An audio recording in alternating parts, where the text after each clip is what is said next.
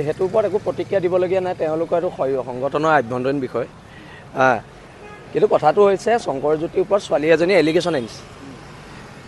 কথাটো হৈছে কি কেছটো কোৰ্টত চলি আছে। এতিয়া জাজমেণ্ট কোনে দিব? জাজমেণ্ট ন্যায়ালয়ে দিব।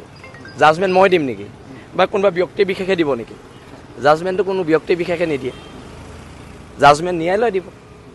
মোৰ ওপৰত এলিগেশ্যন আনিছিলে যে মই মানুহ এজনক থু মাৰিছোঁ বুলি, মোক এৰেষ্টটো কৰিছিলে, জেলো হৈছিলে।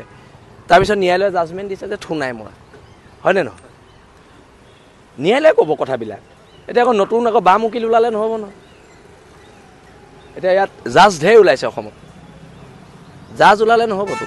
এটা ব্যৱস্থা আছে, এখন সংবিধান আছে, আমি সংবিধানৰ মতে আমি চলি আছোঁ। কথাটো এইখিনিয়ে। আমি দিছোঁ নহয়, বেলেগে নিদিয়াটো বাদ দিয়ক, আমি দিছোঁ নহয়। সদায় পজিটিভ হ'ব লাগে মানুহ, আমি দিছোঁ। কথাটো এইটোৱে, নিদিয়াকেইটাৰ কথানো আমি কেলৈ পাতি থাকোঁ? আমি কোনে দিছে, কোন খিলঞ্জীয়া হৈ মাত মাতিছে, অসমৰ জনগণে দেখি আছে।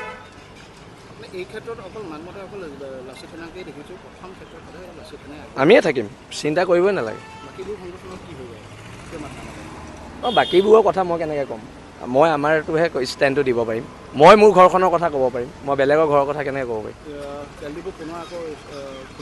এইটো চব এখন তদন্ত কমিটি বহোৱা হৈছিলে দণ্ডাধীশ পৰ্যায়ৰ। তদন্ত কমিটিৰ প্ৰতিবেদন ৰাজহুৱা নোহোৱালৈকে আমি খুলিব নিদিওঁ।